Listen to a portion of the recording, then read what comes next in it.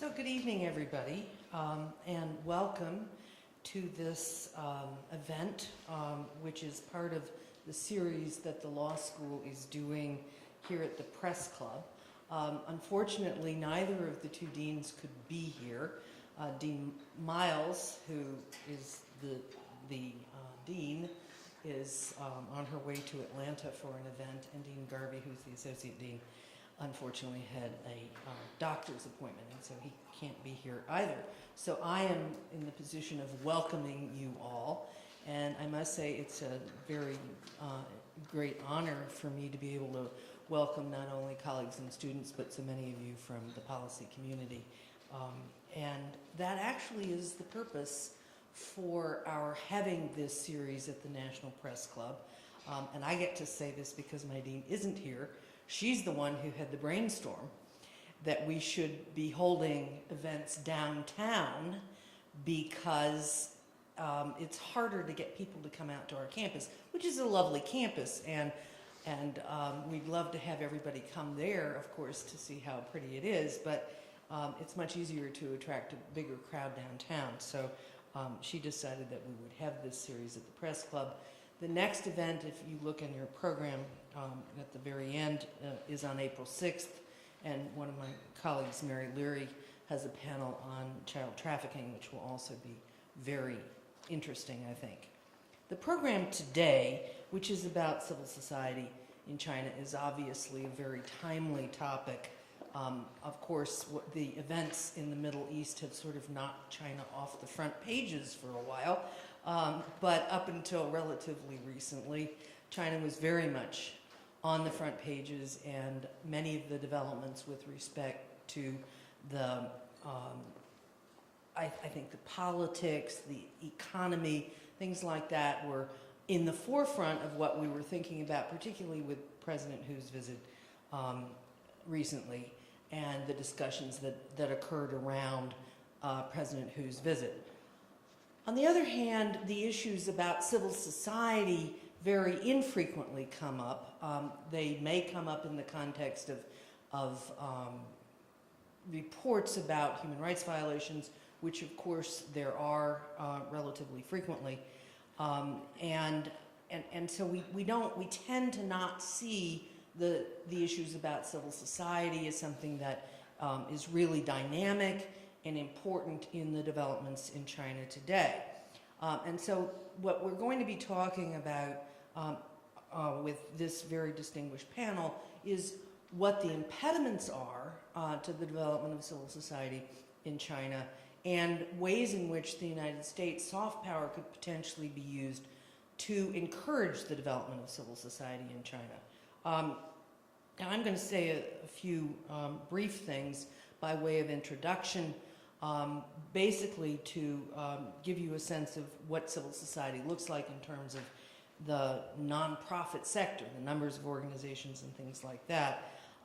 There are there's a range of 2,000 to 3,000 registered nonprofit organizations in China, with an estimate that there are at least 10 times as many unregistered organizations.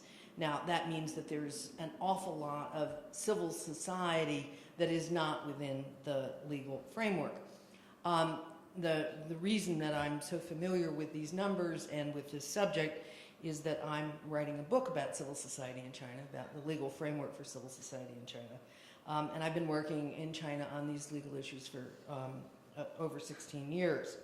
So it's really nice, because I've been going around and speaking. It's really nice now to just be moderating and being able to sit back and hear other people talk about what happens to be my favorite subject. Let me just say briefly that one of the reasons why you have this disparity between registered NGOs or registered CSOs and unregistered ones, or ones that are registered as businesses, is that it is extremely difficult for an organization to be legally registered. It is extremely difficult because the government fears a really vibrant civil society. And I think that Dr. Patel will be addressing this issue in more detail a little bit later on. it's very clear from a legal standpoint, from a constitutional standpoint, from a human rights standpoint, that this failure to get into the legal system violates the freedom of association that's guaranteed to Chinese citizens under their constitution and other human rights instruments that they are, if not a party to, at least have signed. In other words, the International Covenant on Civil and Political Rights. On the other hand, things are getting better. There are some changes that those of us who have been studying this area for a long time can see that indicate that things are loosening up, but there's still a long way to go. And so what this panel is going to talk about is policy issues around ways in which the United States may be able to influence the sorts of developments, making the society freer. What stand in the way of that happening, what stands in the way of that happening, what different things stand in the way of that happening, and what we might then consider doing as time goes on. We're going to begin with a talk by Ambassador Mark Palmer. I'm not going to go into these very distinguished biographies. You can read about them, but one of the things you'll notice from Mark's biography is that he's played a very big role in the development of organizations in the United States that do things like encouraging the development of democracy overseas. He happened to have been in Hungary at the time of the change there. He will talk about the issue of what is soft power, how do we as a country, how do diplomats bring soft power to bear. Dr. Lester Solomon, who is an eminent scholar of the nonprofit sector in the United States, will talk about what there is about the United States nonprofit sector, civil society, if you will, and what it is that China might wish to emulate, or not emulate, as the case may be.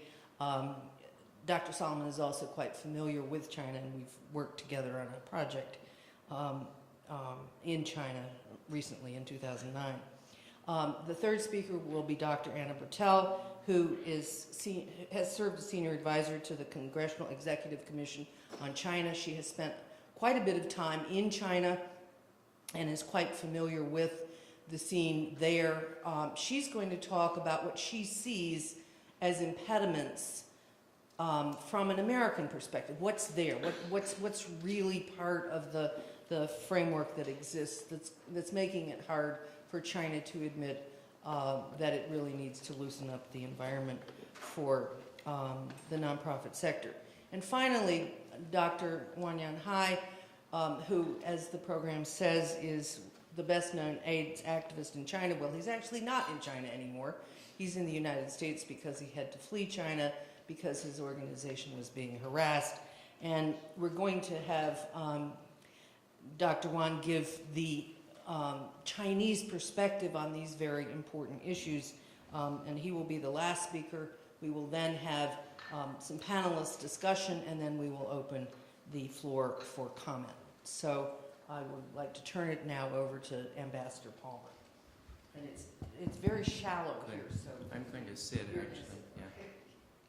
So out of natural fear that a non-academic has for a professor when she asks you to speak about something, I wanted to be sure that I knew at least that I could sort of pass an exam if it's passed afterwards, if there's a requirement for that. So I went to look at Wikipedia to see what soft power really is. And I thought it was interesting, as any of you who do that will see, and I now quote from Wikipedia, "The idea of attraction as a form of power dates back to ancient Chinese philosophers, such as Lao Ji in the 7th century BC.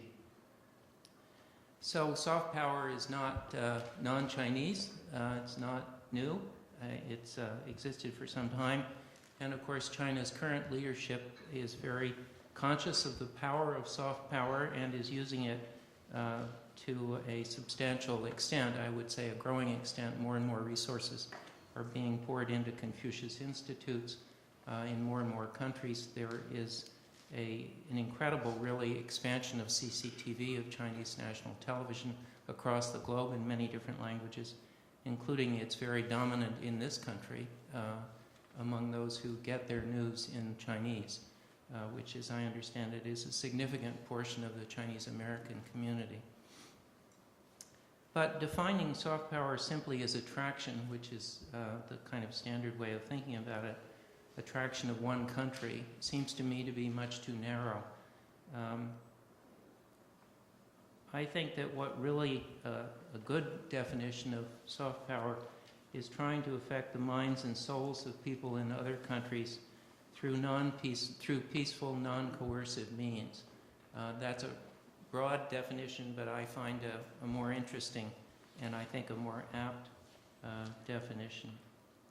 So in my view, the objective of the U.S. government, our policies, and of our private sector in China in the area of soft power should be not primarily to make the U.S. seem attractive.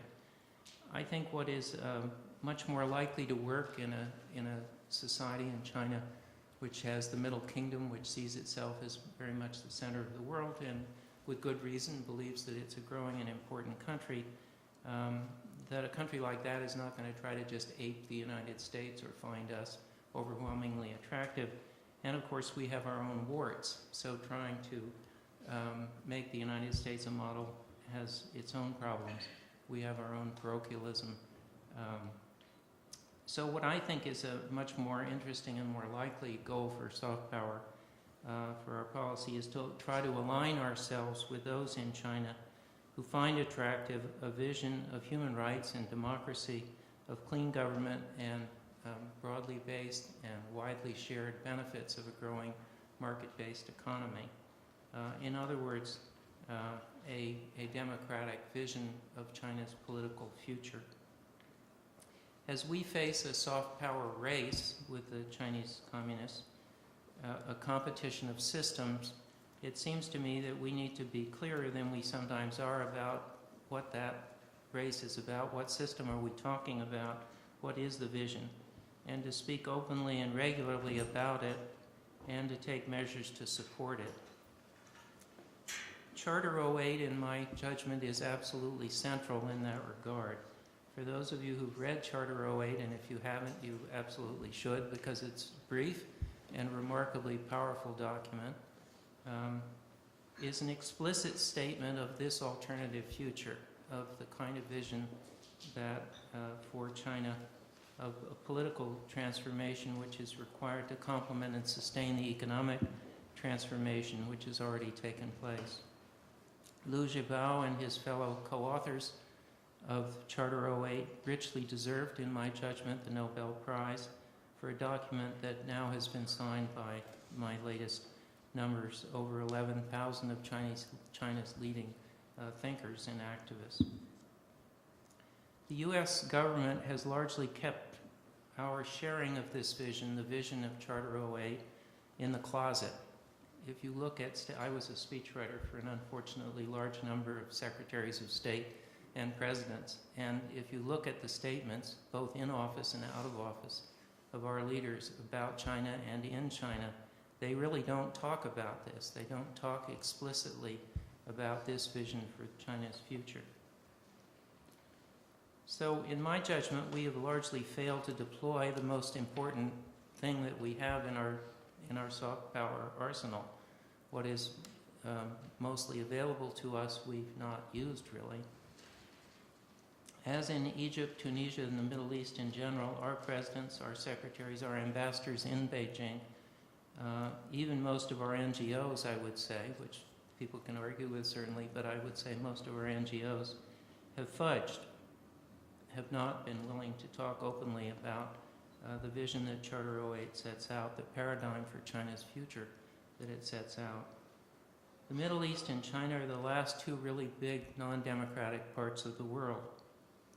If, as Carla mentioned, there's some exciting things going on now in the Middle East, if those begin to be successful, then the spotlight is going to turn necessarily and very heavily to China as the last real holdout against democracy in the modern world.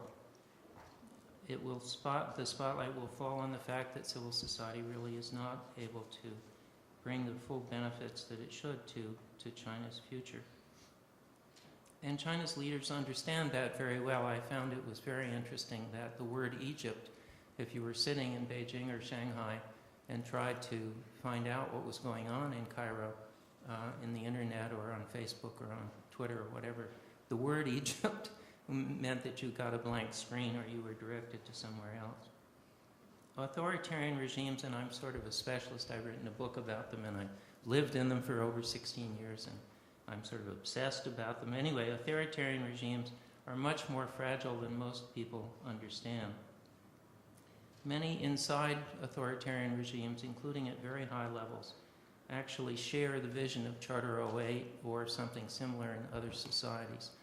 Of the last 4 general secretaries of the Communist Party of China, 2 of them shared that vision ultimately, not maybe at the beginning of their Communist Party time in office, but ultimately Hu Yaobang and Zhou Xiaozhang did share the vision of a democratic future for China. And it seems to me clear that today, in the leadership of China and among the elites, both in the party and in the security apparatus, that you have many people who share that vision. It's, I think, important to remember that it was a change in thinking that brought about the economic transformation of China. It was Deng Xiaoping's paradigm shift about economic philosophy that brought about that change. And it seems to me that that should make us not think it was so impossible for a similar paradigm shift to take place in political thinking in China, in the vision. But we have a role to play in that. We need to say that we think that's the natural order of things and need to be specific about it. In practice, I think we're doing a great deal to encourage soft power and civil society in China. Carla is a shining example of what we have been doing and should be doing. And I think that altogether the Western world, the democratic world, the developed democracies have played an important role in the development of civil society in China thus far and the complete transformation of China. My parents were married in Shanghai. My sister was born in Qingdao, and from the time I was little, had a keen interest in China. And I really think that China today is a totally different country than it was 20 years ago, and that is in part, not in whole, but in part due, for example, to Western companies that have gone in there, have invested, have brought products, have brought management know-how, have provided export markets. I mean, a lot of the economic transformation is due to capitalist companies from all over the world, not just the US, that have gone in and made a difference. I think our academic institutions have made an enormous difference, and of course, going back over 100 years, have been an integral part of China's development, social development. The thousands and thousands of NGOs from the West and from Japan and from everywhere that are present in China are absolutely critical, and I strongly believe that that part of our soft power ought to be both encouraged and strengthened. It's hugely important that people like Carla can teach the law.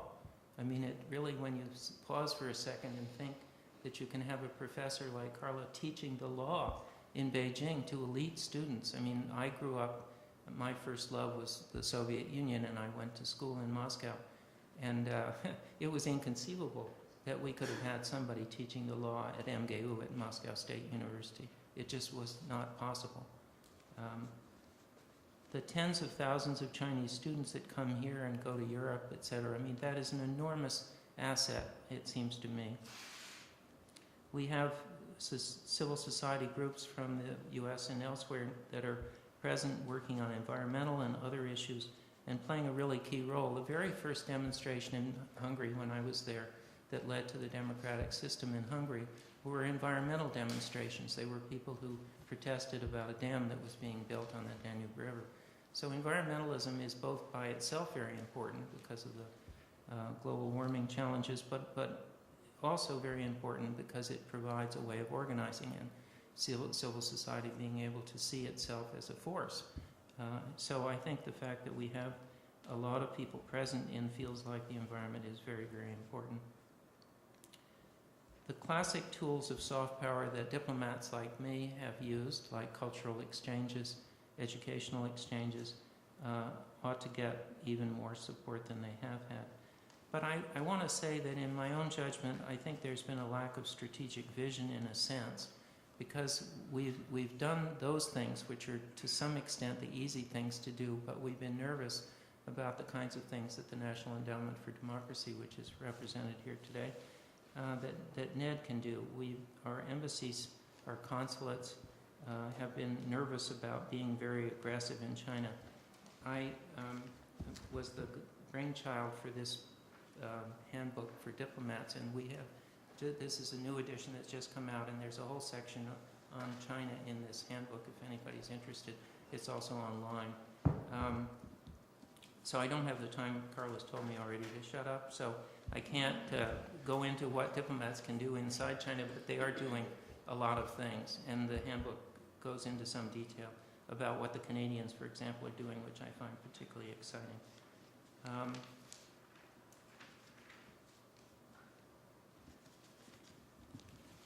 In my 60 seconds that I think she's allowing me still, I want to, let me just end by saying that it's very important, I think, to balance soft power and hard power. If we end up in a confrontational relationship with China, in a Cold War with China, or even worse, in a hot war, that's going to make it very difficult for soft power to succeed, for civil society to develop in China. If we get into that kind of tension, it just feeds the strength of the authoritarians. We've seen this in many, many societies. I've myself lived through it. And so we don't want to have an all-out Cold War, or we're not going to have democracy in China. On the other hand, allowing China to just run free throughout South Asia, throughout Southeast Asia, through the running across the interests of all of its neighbors, etc., is not either a possible recipe for the development of civil society in China, because that inevitably will have to be contained. So I think somehow we're going to have to relate hard power and soft power in a way that's sophisticated, nuanced, and most important from my point of view, and what I tried to do throughout my time in Central and Eastern Europe, is to make the Chinese people, the people who really matter, the change agents are the people, as we've seen in Cairo today. They're not the regimes, they're not the governments, they're the people. They're the individual organizations, they're the families, they're the ideas that society has at the grassroots level. We need to make those people in China feel that we're with them, that we love them, that this is a culture that we respect, that we want the best for them, that we're on their side.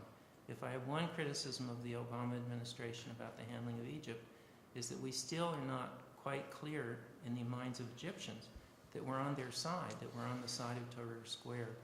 And during Tiananmen Square, it was really a disgrace. James Baker said in the middle of the Tiananmen Square events that we were opposed to instability in China, which was read by my friends who were leaders of the Tiananmen uprising as being opposing them. So we need to be clear in good times and bad that we're on the side of the Chinese people. That ought to be the goal of our soft power. Thank you. Thank you very much.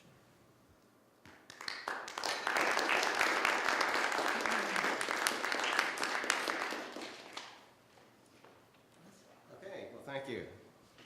I'm going to start where the ambassador started as well, and to make the point that it is slightly presumptuous for us to believe that China can learn a whole lot from the United States and should come and study at our knee as a way to build its civil society. This is an ancient society that has endured for more millennia than our society has endured.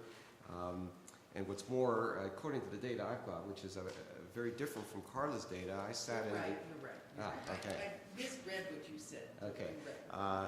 You know, it is the case that the Ministry of Civil Affairs in China already receives reports on a regular basis from 200,000 to 300,000 registered civil society organizations in the country, which is slightly more than report to the Internal Revenue Service in this country. About 250,000, 275,000 nonprofit organizations report in this country, and we've been at this for 300 years.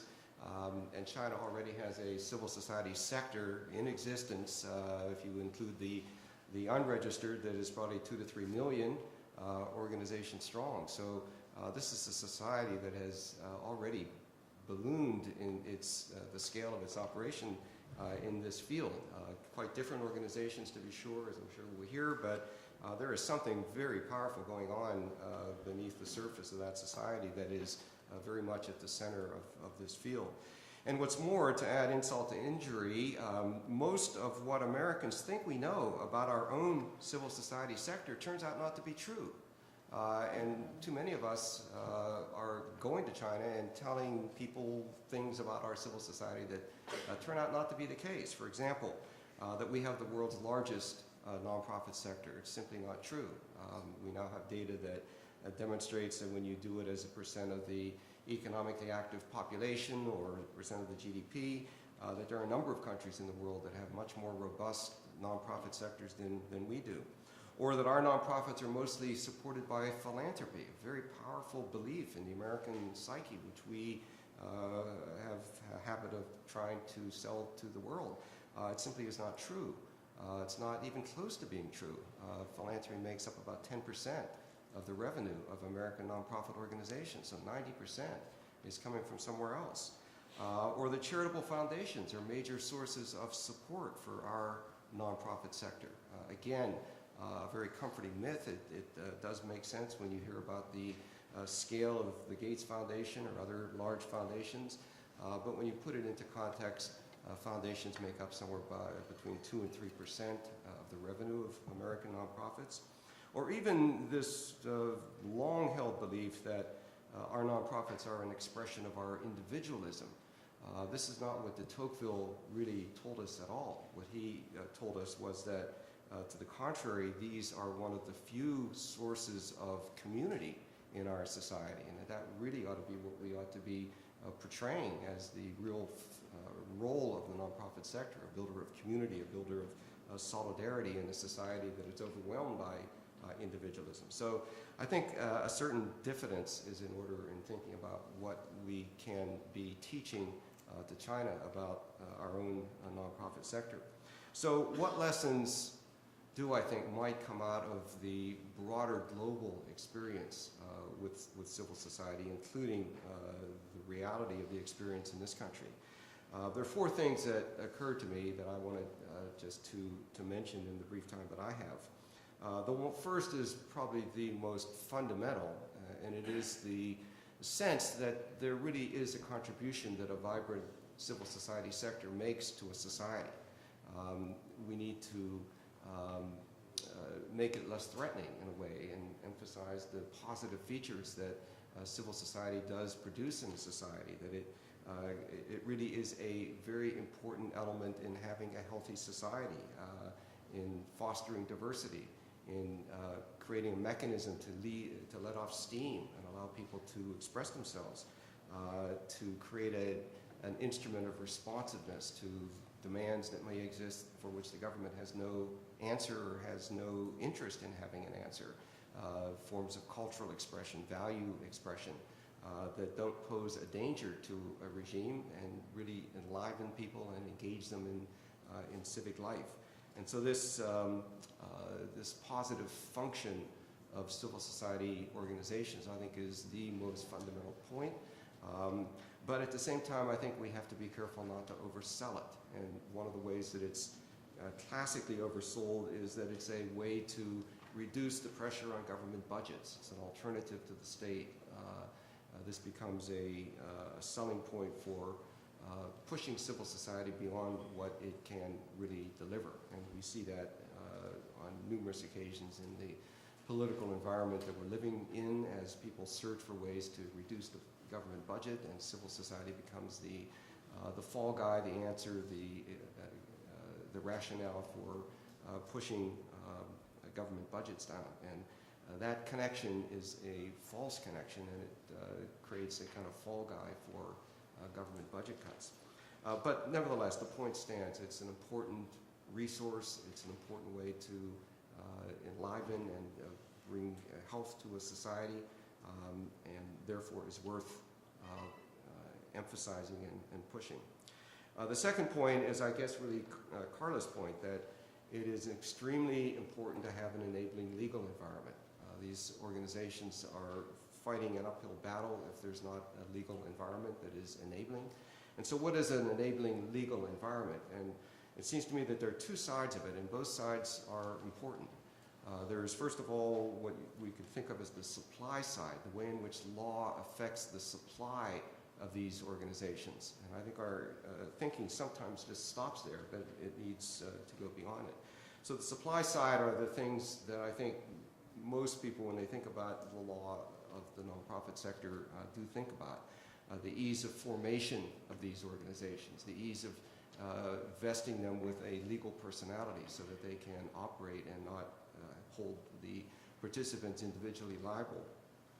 The laws that affect their access to resources, particularly charitable resources, so deductions for charitable contributions and permission to earn income through essentially fees and charges, which turn out to be extremely crucial to the fiscal health of these organizations. The ability to generate capital, which is one of the gigantic obstacles to the growth and success of nonprofit organizations, because they are typically forbidden from earning, from distributing profits, which makes it difficult for them to raise capital in the traditional capital markets. So there's a whole set of supply side features of the law that, in a sense, make it feasible for people who want to form these organizations to do so, and to do so without hassle, and to have the opportunity to appeal administrative decisions that bar them from doing that if they find themselves administratively barred. But then there's the other side of the coin, and these are the demand side features. Why would people turn to organizations like this? What makes it a useful vehicle for people to meet various kinds of needs? And it seems to me that there is another side of law, very dangerous if it goes too far, but nevertheless is crucial, to give people the security that these organizations really are legitimate, that they're not simply fronts for somebody ripping them off, that they are not simply fronts for other actors in the society, including the government, that they have a certain degree of independence, that they have governance structures that meet the test of giving them some degree of autonomy. And so this involves things like the prohibition on the distribution of profits, which is a very fundamental feature of nonprofit law almost around the world, governance structures that are governed by legal requirements for how the organization is structured, and the ability, again, to appeal decisions of political authorities so that there's some check and balance on the power that the government has on these organizations. So this is the second, I think, general feature that the record of nonprofit organizations, civil society organizations around the world would support. A third feature that I think comes out of this experience is the crucial importance of a diversity of sources of funding. It's not sufficient to have any single source of funding. The key is to have multiple sources of funding. And here, I think charitable giving is important, so long as we don't oversell the potential for charitable support. And as I said, in the U.S., charitable support makes up about 10% of the revenue of U.S. nonprofits. We have two other enormous sources that are fundamental to the success of the sector. The most important source are fees and charges, essentially commercial income, things like tuition that I'm sure the Catholic University charges. Rumor has it that Johns Hopkins does also. And this is a crucial source of support. And the second crucial source of support is government. Government is 3 to 4 times larger as a source of revenue for American nonprofits than is philanthropy. And if you go around the world and listen to what our nonprofit experts say frequently, certainly the foundation experts, you will never hear that. And nevertheless, it's true. In Western Europe, which has much larger nonprofit sectors than we have, despite the myth of the welfare state, the nonprofit sector in countries of Europe is 50 to 60% larger than it is here. And in those countries, government support is probably 60 to 70% of the revenue base. So they have really expertly enlisted the state as the fundraiser for the charitable sector. And they've done it in many countries without undermining the independence of these organizations. Obviously, China is a different story, but the idea that China is going to build a third sector through charitable contributions is simply an outrageous idea that no country in the world with a substantial nonprofit sector has managed to achieve. So this idea of a diversity of sources is very important to build up some quantity of charitable resources, some network of foundations to give a degree of independence.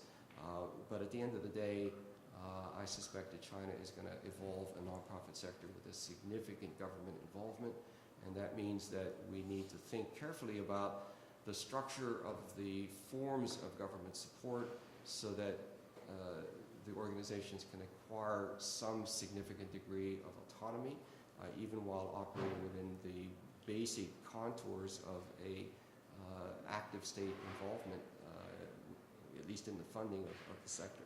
So that's point number 3. Point number 4 is infrastructure. It's important to realize that these organizations cannot easily survive and prosper without the infrastructure of the sector. What is the infrastructure? It's all the supportive institutions that are needed in order to allow individual organizations to operate. This means training. These organizations we typically think of as simply pickup games of well-meaning volunteers. But when they begin to grow into sizable institutions, they require people with real capacity to run and manage them. And at a certain point, that'll become an issue in China if it hasn't already. People who really can bring a degree of expertise to the running of these organizations. But it also means intermediary bodies that can represent the sector to the government, to the press, to the population, to the sector itself. And so important as it is to invest in and to encourage the growth of individual organizations in particular fields, significant attention also has to be given to building the infrastructure. These are, I think, lessons that come out of not just the American experience, but they are lessons that come out of the global experience with this set of institutions. Stop there.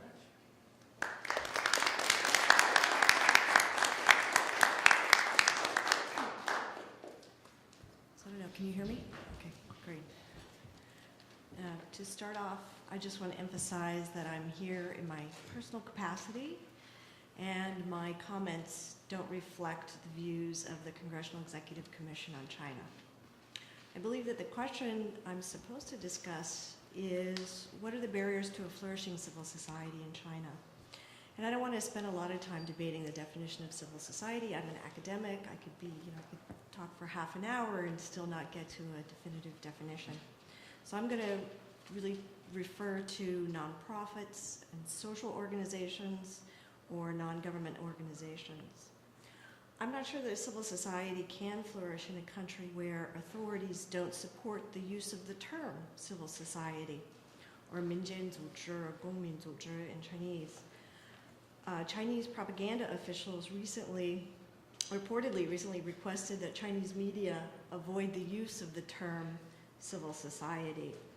However, the announcement doesn't mean that the words will disappear from newspapers and that people will stop using the words 公民社会 because it's really already embedded in society and it's a common term. In addition, national officials reportedly called on Shenzhen officials to remove the term civil society from the Shenzhen 12th five-year plan. That's also just in the last few days, I think. This is really one illustration of the ways that Chinese government and the Communist Party have sought to shape perceptions and guide the development of China's nonprofit sector. The barriers to a more robust nonprofit sector in China are numerous. They include restrictive political environment. They don't have an enabling legal environment. There's a relative lack of civil society in China's past. There's challenges of internal institutional capacity and the relative lack of resources for the groups. Today I'm really going to focus on the political and legal barriers and discuss some aspects of current reforms in the registration and management of the nonprofit sector. I can't talk about all the new developments, including developments related to foundations, which have been increasing in number quite rapidly since 2004 when they passed laws on foundations. In relation to foundations, I do want to say that while companies and individuals do enjoy limited tax relief for charitable contributions, most people don't know this. And in addition, one scholar points out that in practice, the procedures are way too complicated and difficult to use. In addition, in 2009, officials shrunk the range of items eligible for tax-exempt status that they originally laid out in 2008. Officials have also this year delayed passage of a charities law, and so we don't know when that's going to pass. Chinese leaders face a perceived conundrum. They know that they need nonprofit organizations or social organizations, which is the official umbrella term that includes government-organized quasi-non-government organizations, more independent non-government organizations, foundations, and nonprofit groups. Officials need the sector, so they say, to provide social services, to help organize volunteers at the local level, to provide authorities with legitimacy, to boost economic development, and to help mediate disputes. Perhaps, in addition, they need them increasingly to provide employment for retired officials, retired military, and as well as ordinary citizens. Some officials believe that an independent, non-government sector is possible in a Marxist system and would benefit the development of China, but others do not.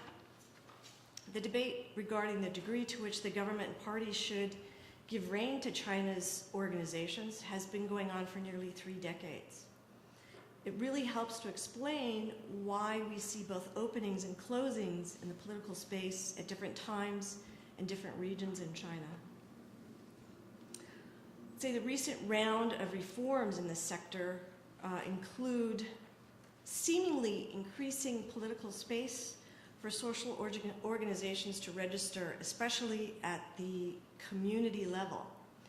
However, leaders have explicitly stated that one of the goals of reforms is to strengthen management of the sector, which could imply greater control. Officials may be trying to gradually and carefully close the loophole through which groups that cannot or do not want to register as social organizations to register as businesses. Officials have also stated that the sector should become more self-governing. This also seemingly implies greater freedom, but it could also mean that we might see a system whereby quasi-government organizations gain new authority and exert pressure over the nonprofit sector. Over the last few years, NGOs have faced numerous challenges and suppression from officials. The audited funding sources of domestic groups and targeted those that receive funding from foreign sources.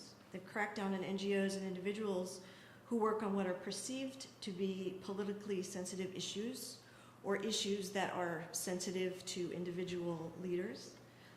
They've closed NGO offices. They've requested landlords cancel leases for NGOs. They've harassed or detained NGO staff. They've turned off power and other amenities to NGO offices and investigated companies that work with NGOs. In addition to this restrictive political environment, social organizations face a very weak legal foundation that's not conducive to independent NGOs. There's a dual-track registration system whereby social organizations first must gain sponsorship agreements from a government agency before they can register. Because of this dual-track system, organizations face a vetting process just to register and continue to face potentially arbitrary review in order to maintain their registration status. The regulatory system is corporatist in nature, which allows certain organizations a monopoly in their professional sector in a given administrative region and provides authorities with a ready excuse to deny registration requests. The regulations regarding registration and administration of groups still contain vague social prohibitions including not harming the unification, security, and ethnic unity of the state, damaging state interests, or violating prevailing social morals, without defining what these terms mean. In addition, anecdotal evidence from staff in different social organizations indicates the possibilities that officials may be selectively enforcing regulations regarding foreign donations and other measures. However, more research really needs to be done over a longer period of time to see how widespread this practice is. Since the early 2000s, officials have debated reforming the social organization sector and have tried different pilot projects, and these experiments intensified in 2008. Since the end of 2008, national authorities have been working with at least 13 provinces and cities to conduct different experiments. Not all of these experiments have progressed very far. The reforms, however, are just one part of official efforts to develop and improve administration of local communities. Another part of community development efforts involves strengthening party organizations, especially within these social organizations. Local officials at the lowest administrative levels in rural villages and urban neighborhoods have actually been encouraged by higher level officials to establish themselves or to nurture the development of at least a few community-based organizations in their areas. In Qingdao, for example, the city party committee and the city government called on each district to have at least 10 community social organizations, of which at least 2 should have the capacity to deliver on government contracts to promote social welfare. So the government isn't working, supporting these organizations through grants, but rather contracts. In addition, local officials have been tasked with increasing the level of volunteerism at the local level. As a result, local residence committees and government street offices have increasingly established community-based social organizations and supported the emergence of more organic groups. They actually get graded. So if their level of volunteerism isn't high enough in their community, it could affect their job evaluations.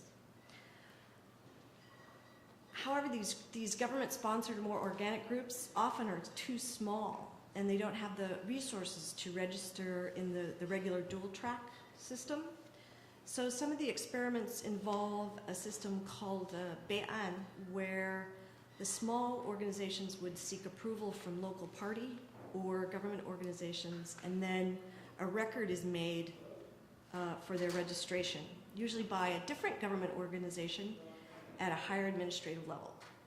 In some ways, this system is not very different from the dual-track system, because these small groups still must get sponsorship or get approval from the local level party or government-affiliated organization in their local area, instead of getting permission from a professional supervisory agency like in the regular dual-track system. In 2009, Beijing authorities passed measures stating that nonprofit organizations in the city would not need to arrange for a sponsoring agency, but would be managed by 10 city-level organizations. Some of these are affiliated with the party or are mass organizations.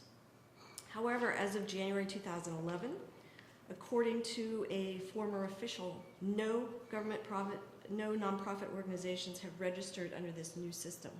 It's still unclear to me if groups are registering under the old system or not. Maybe Wang can talk about that. Experiments in Jiangsu and Shenzhen seem to have advanced to a greater degree.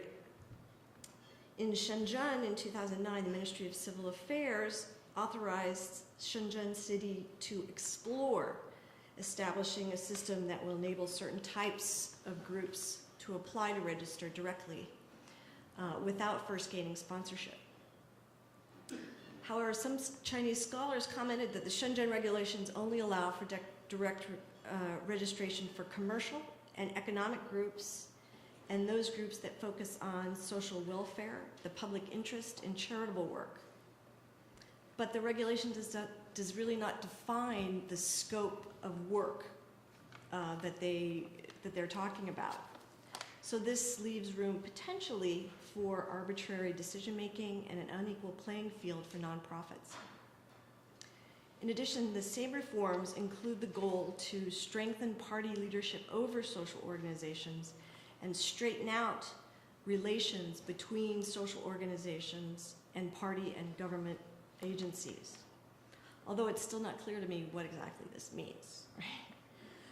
In conclusion, I think while the political environment for Chinese nonprofits is restrictive and the legal foundation is weak, Chinese authorities are experimenting with ways to reform registration and management systems, which could mean that the numbers, at least, of local groups could increase.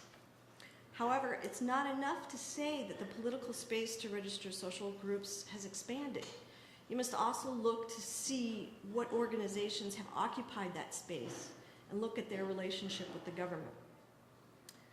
You need to examine not only the announcements of policies, but the implementation of those policies and the real challenges that groups actually face when they try to register. The Chinese government could increase transparency and release the figures on the numbers and types of organizations that have been denied registration and the reasons for those denials. Finally, while the outside environment for nonprofits remains risky, there is incredible dynamism among the groups and inside the groups and the individuals that are working in these groups, the leaders that are risking their livelihoods and their lives to work on these NGOs and to forward the work in this area. Organizations have greatly improved their internal operations and their institutional capacities. In addition, they've experimented with different models of institutional governance.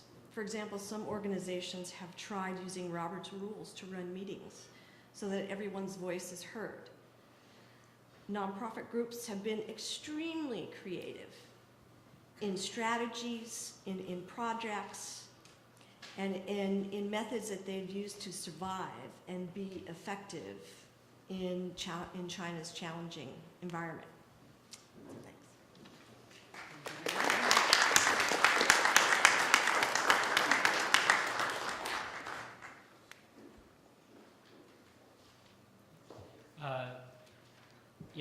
My name is Wang Yanhai.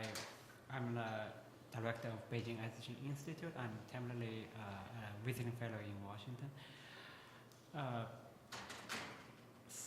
So, as we said, that non-government organization or non-profit organization or civil society organization are very important in the global issues. So our organization, we worked. We were founded 17 years ago. We have been working on HIV/AIDS, human rights, health, in general, in the past 17 years. So we believe NGO is very important on these issues. So look at the status of the NGOs in China. Most of the registered NGOs, most of the registered non-profit organizations are government organizations. We call them NGOs. So government organizations are important on some issues, like to help to play a role as a think tank for government, or to bridge, to establishing some connections between people and the government, and sometimes help to support, small, community, based organizations. But they have some other problems. Sometimes, in some sensitive issues, they help government to cover up the scandals. Like, for example, in Henan province in mid-1990s, there were a lot of farmers got infected with AIDS in selling blood, and many people got infected in receiving blood transfusion. And the NGOs covered up, they helped the government to cover up the scandals. And sometimes they help government to control NGOs. They're using the funding mechanisms or policy environment to select NGOs to select NGOs who support the government and to isolate the critical independent NGOs. So I believe the independent NGOs, independent and critical NGOs are very important on the health and human rights issues. So our organization have been working on HIV/AIDS awareness, gay lesbian rights issues, to promote comprehensive sexuality education in China, to discover the blood scandals in Henan province, to help the blood victims in legal aid for compensations. And we have been working with broad, vulnerable populations like migrant children of migrant communities, sex workers, drug users, ethnic minorities like the Uyghur, the most marginalized population, the Uyghur communities. We provide community outreach among different marginalized populations, and we provide legal aid for those people, and we document on human rights violations, and we publish annual human rights report relating to health and the rights of those marginalized populations. Our organization, we have been working, in the whole country and nationwide among those marginalized populations on health and human rights issues successfully.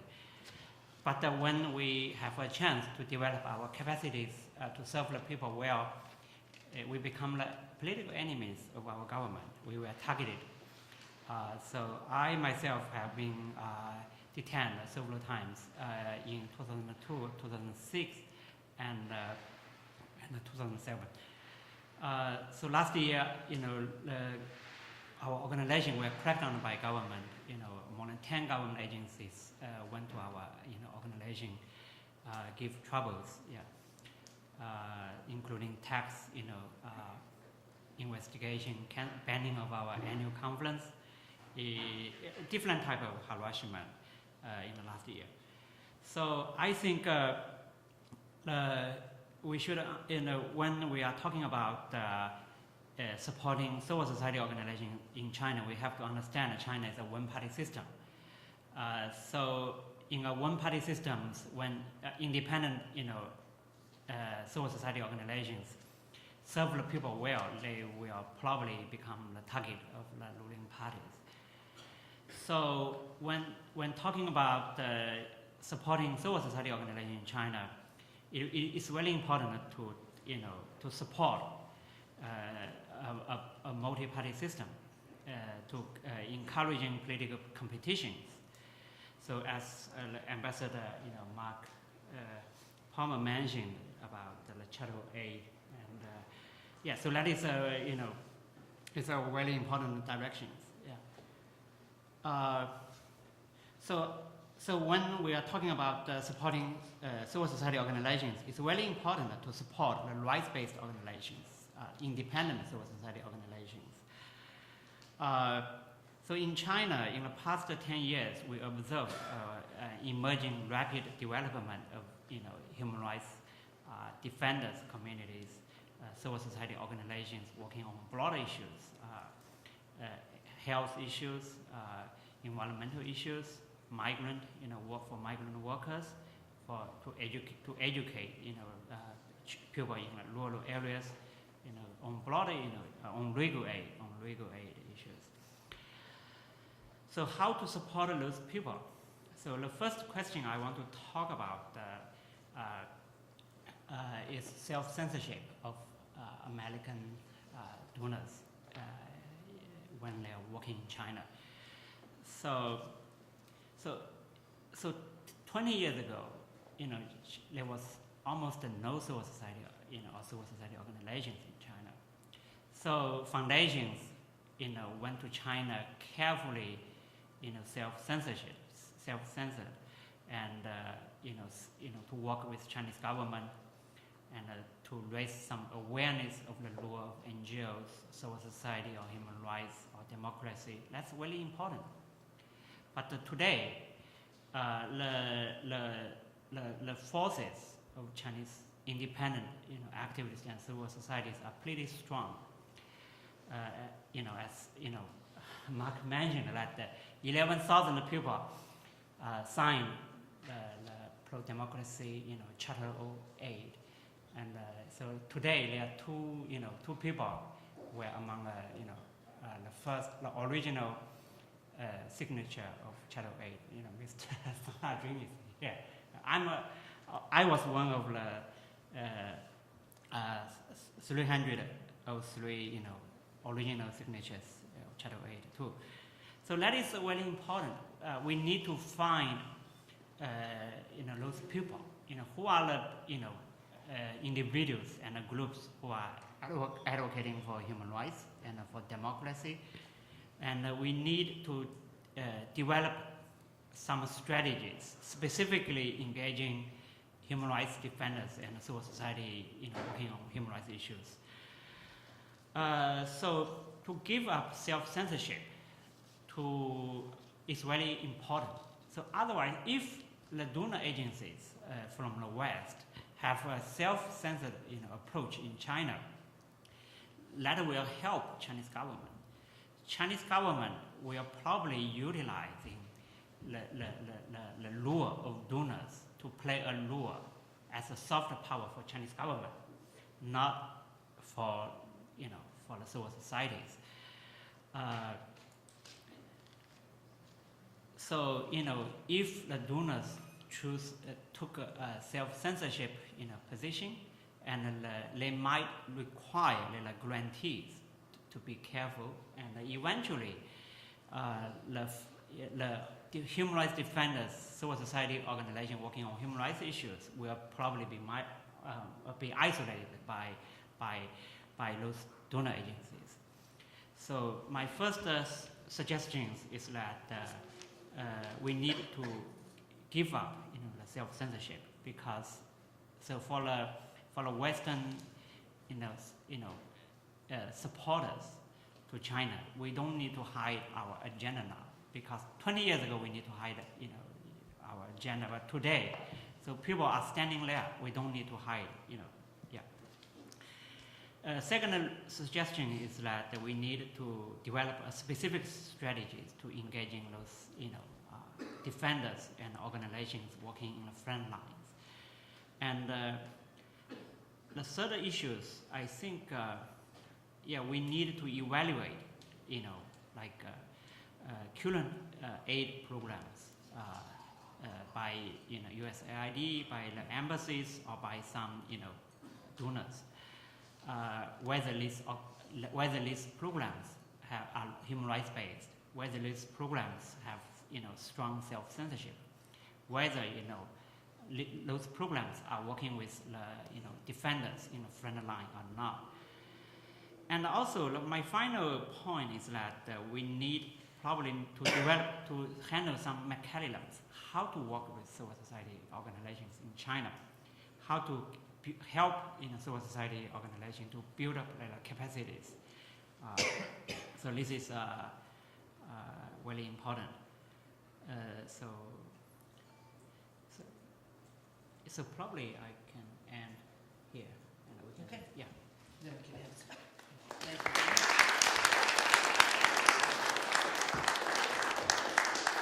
Well, this has obviously been a very interesting panel. We don't have a lot of time left. We have approximately 26 minutes. My question is, do any of the panelists want to engage with each other before we open the floor for questions? Do you have any comments that you want to make? There's a very wide variety of comments here, but if you'd like to comment on things that the others have said, anybody want to do that? Okay. Then the floor is open for questions. Yes. When you ask a question, could you please stand, identify yourself, and wait for the microphone? Somewhere there's the microphone to appear. Okay, here we go.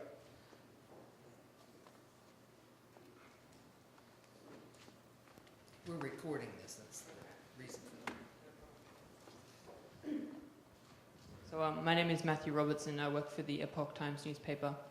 I had a question to Dr. Brettel, which was how was civil society, when there was modern China before communism in the Republican era, how was civil society then, and can modern China learn anything from that experience? And to Dr. Wan possibly, what about the situation of Western organizations who are engaging in it pragmatically, not self-censorship, but help organizations that they feel they won't get into trouble for? So they think they can do something without angering the government. What would you say to them? Okay.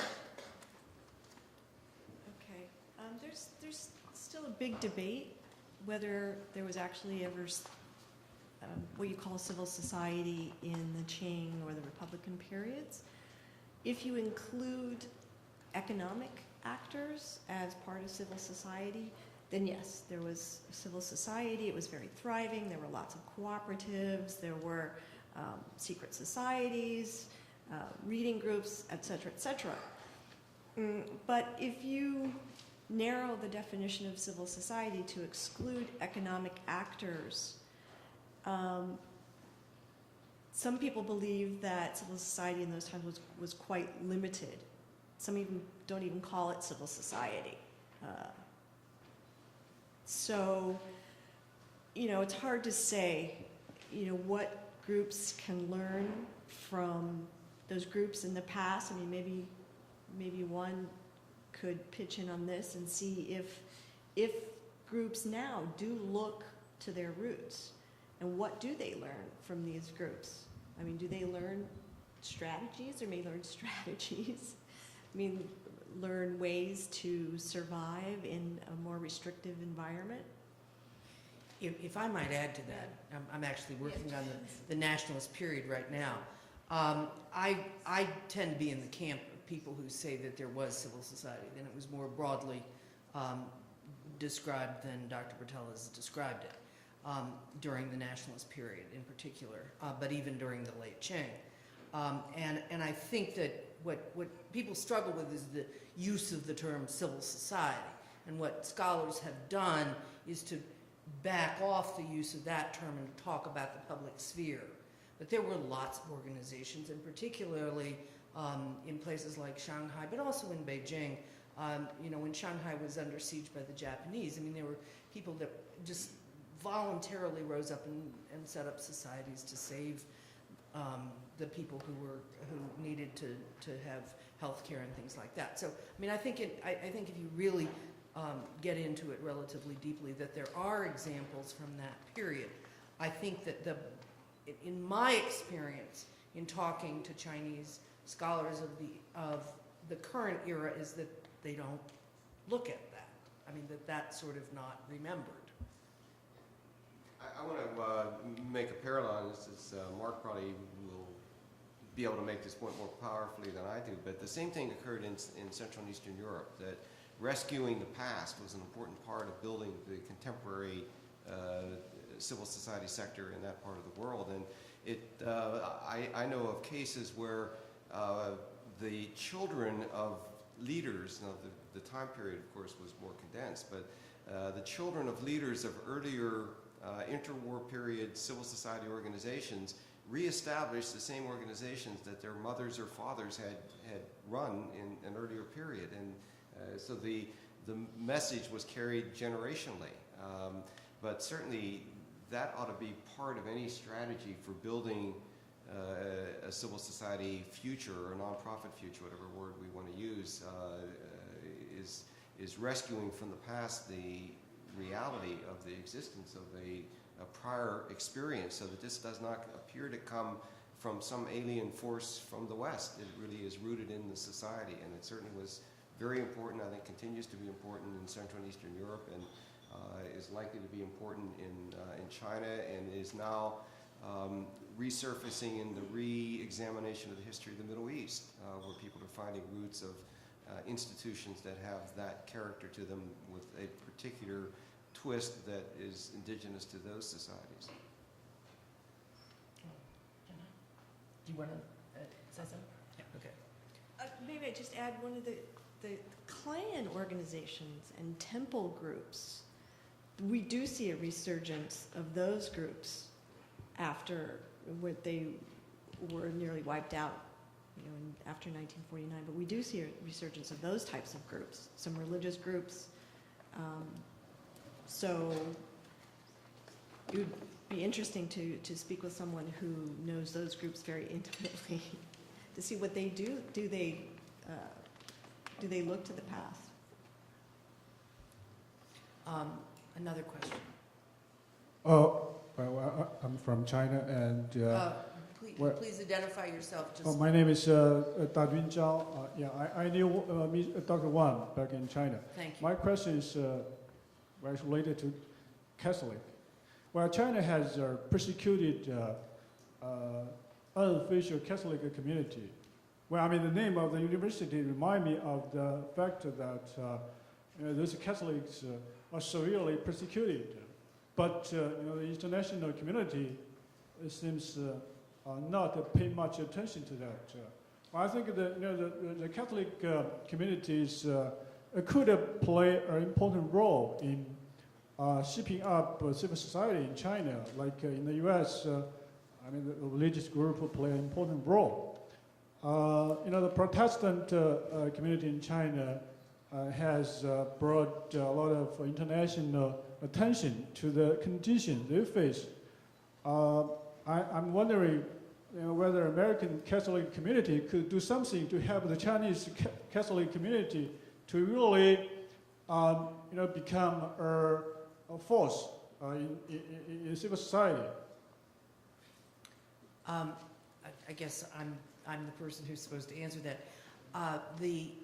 The churches are regulated under something completely different, the State Administration of Religious Affairs, than the Ministry of Civil Affairs, which regulates NGOs. I think that there's a division between the educational or charitable functions of religious organizations, which are regulated by the Ministry of Civil Affairs, and the churches themselves. I think that the American Catholic community, I'm not a Catholic myself, but I do teach at the Catholic University of America, is very much united behind the Vatican in trying to push the SARA, the State Administration of Religious Affairs, to stop making life so difficult for the Catholics who worship in house churches, who are not part of the official religion. So I don't think that there's any lack of attention to that on the part of the American Catholic community, but the Vatican is really taking the leading role in this, and has been protesting and has been trying to deal diplomatically with the government of China on these issues. It is a very significant problem. I do not see, except officially, I do not see anybody really raising these issues in Catholic churches in the United States, but I think it's something that people are aware of, and that's all I can say. There's a question over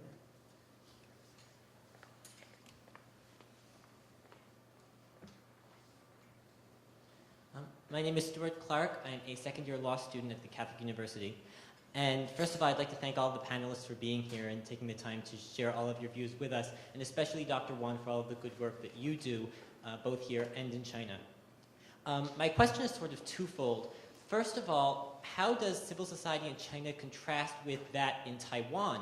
And secondly, how does American policy towards Taiwan, both soft power and other, impact what we can do to impact civil society in mainland China?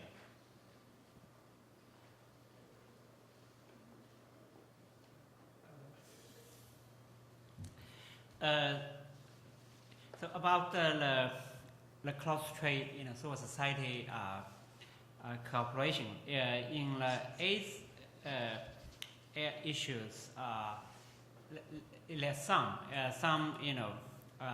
aid programs organized by Taiwanese church groups, and they work in some rural areas in Henan to help orphans, people living with AIDS, like that. So there's a lot of cooperation between gay lesbian communities in Taiwan, Hong Kong, and mainland China. A lot of meetings. People from mainland went to Taiwan and Hong Kong for demonstrations like that. But in general, so the Taiwan government I'm not sure whether they have a plan to support the work in China. So the Taiwan Democracy Foundation, I don't know. So how they develop strategies to work with broad communities in China. I don't know much about that. I want to answer your question in a slightly broader way, and that is, it seems to me that the impact of Taiwan and of its society on mainland China is immense.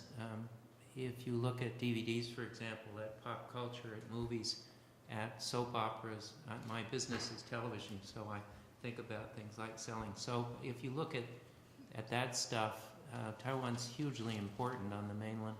And it seems to me that that impact on civil society in the mainland will grow over time because, of course, the connections now are being transformed through airplanes and all kinds of other stuff. So I was involved in starting something called Formosa TV, which was the first non-Kuomintang television station in Taiwan. And I think it's important as we think about that relationship not to forget that Taiwan itself was, of course, a dictatorship until not very long ago.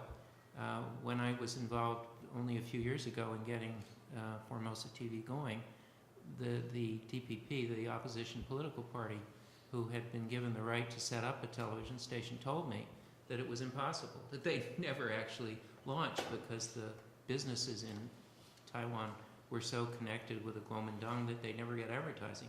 In fact, after 8 months of being on the air, we dominated the television market in Taiwan because we were doing good television. So I think Taiwan in many, many ways is really a model for the mainland and very, very important. And there are specific things, of course, that happen in Taiwan that are more directly related to things going on in the mainland, broadcasting and other things that one doesn't always talk about anyway, that are really good things that are very useful, I think, to civil society in the mainland. With respect to civil society specifically, there has been an awful lot of cross-strait academic engagement where people from academic institutions in Taiwan attend conferences on the mainland and vice versa. And so I think that that's been very useful. I want to put in a little plug here for those of you who are interested more broadly in civil society in China. There is a listserv that we've established at the law school, and if you email me, I'll be happy to send you the instructions for getting onto the listserv. It's just called China Civil Society.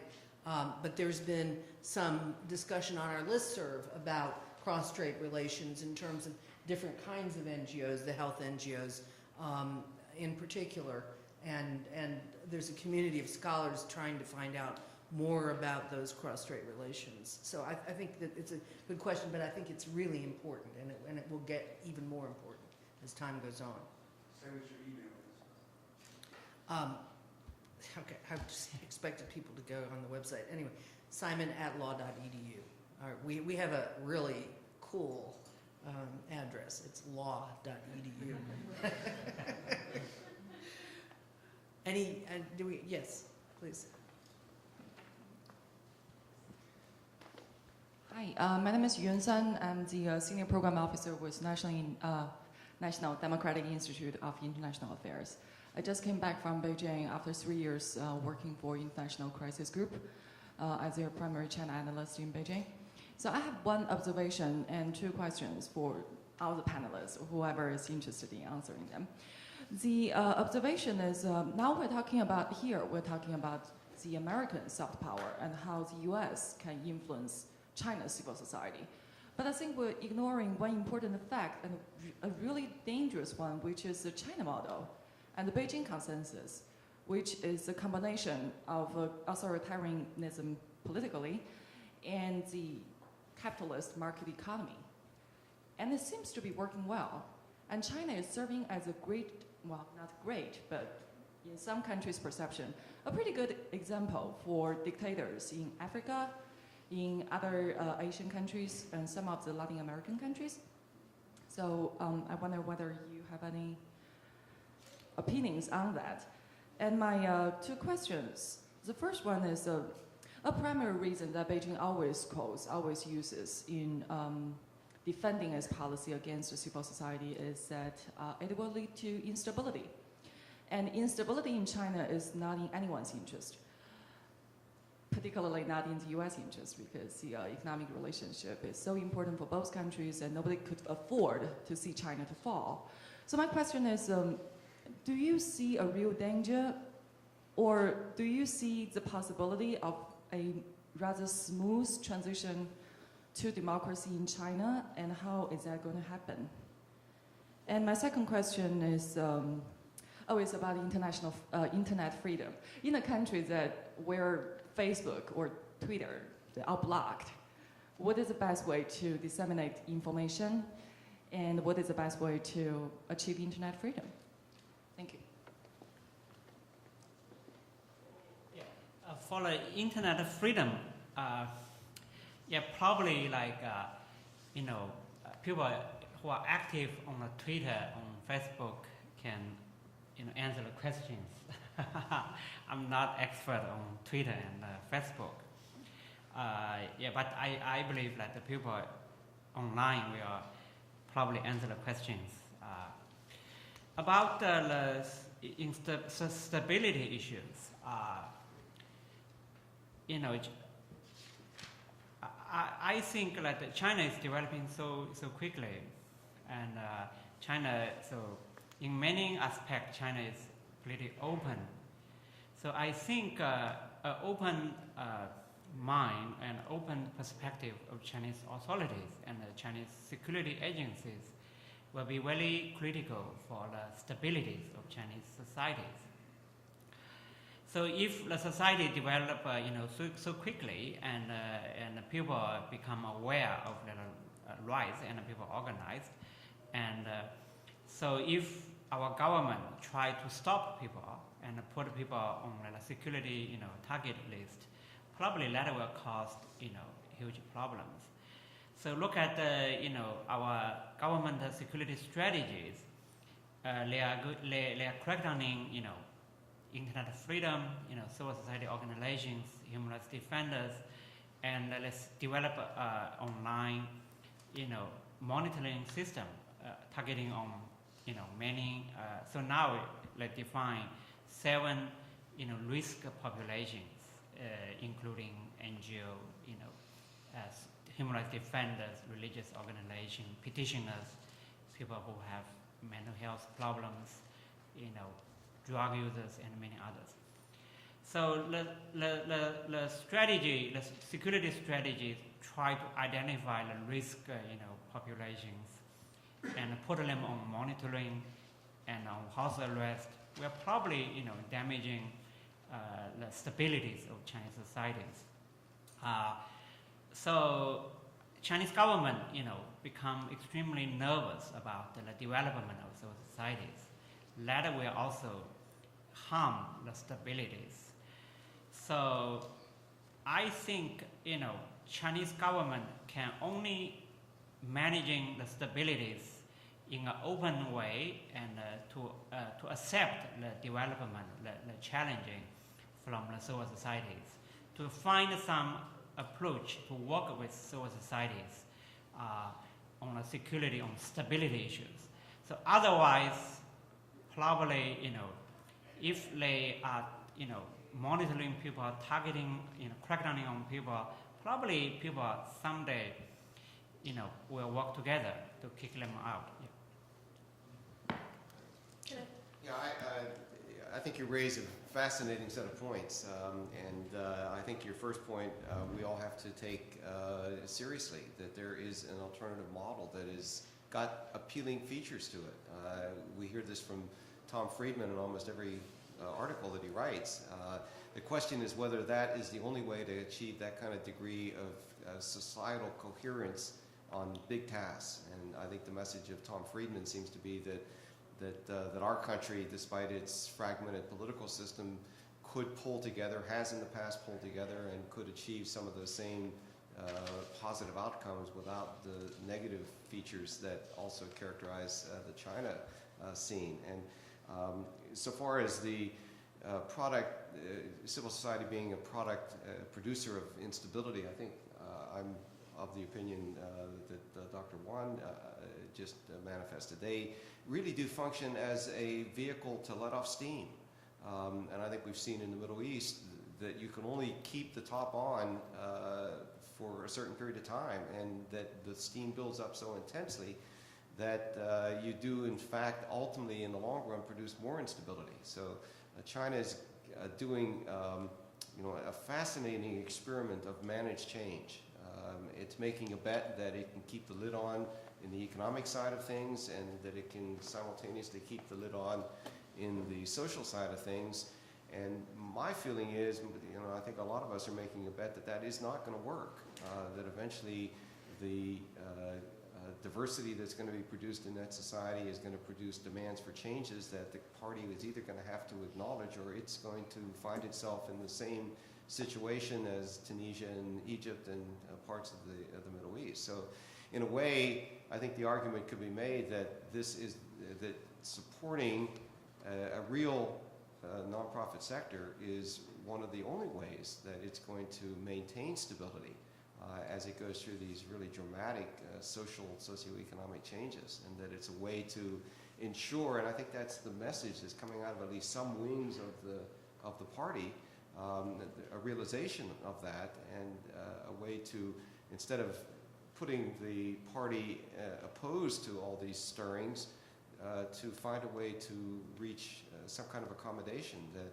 allows more freedom and more true independent civil society, but does it within a framework that maintains certain very important principles for the country.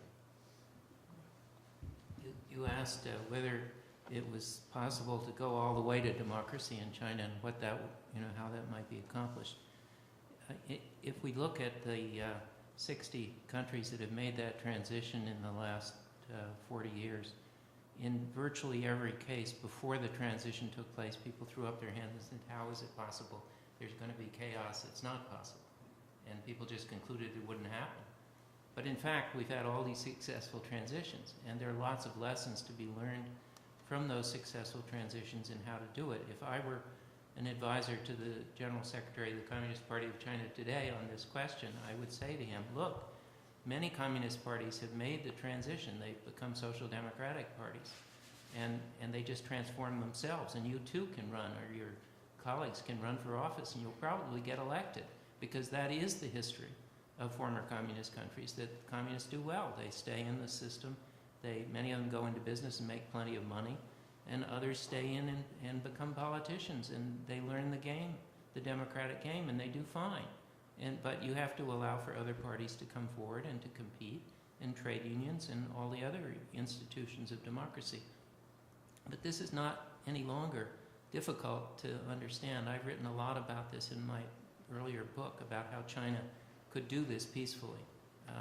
There are things like roundtables, which have been used in Indonesia, for example, where you bring together the key elements of society with the rulers in a roundtable. It can go on for a year or 2 years. You work out a new constitution. I mean, there are specific instruments. There are people who have experience now in advising on how to do this peacefully, constructively, and to end up with a stable democratic system. It absolutely can be done in China. Anna, did you want to say something? It really relates back to stability. And I've often heard that civil associations are associated with instability, and I don't quite get the cause and effect there, because in all the cases that I know of, non-government organizations have actually stepped in to help resolve disputes among people, between workers and companies, between petitioners and the government, between just groups in society and the government. So I don't quite get how, the cause and effect relationship there. And because all the examples that I can think of, they were civil society organizations were actually agents for stability. If Am I permitted to have one more question? What, you think so? Can I have one more? Okay. Susan, I saw your hand up a long time ago. Yeah, my name is Susan Weld. I'm from Georgetown's Law Asia. The mic. Thank you. My name Say is it again, yeah. Susan Weld. I'm from Georgetown's Law Asia project. And I guess what strikes me is the problem with the idea of the China consensus as being an alternative to, I don't think that one should see it as simplistically as the China consensus, the Chicago consensus. It's much too simplistic to think of it that way, but I think of the mistakes that a totalitarian government can make. And what they're doing is they're cutting off the feedback loops.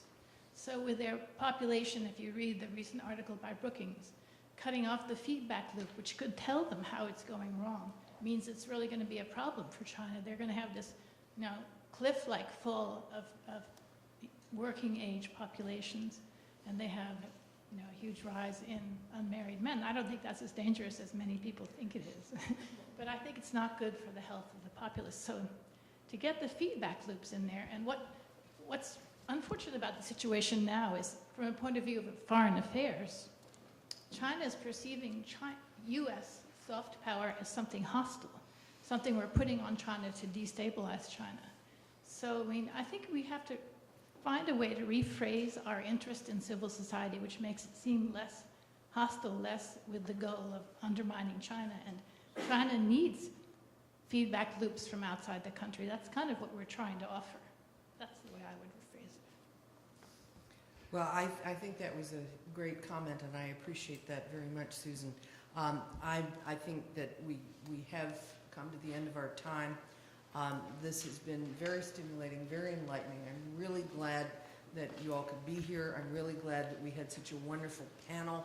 And we will stick around for some questions afterwards. But thank you all very much for being here.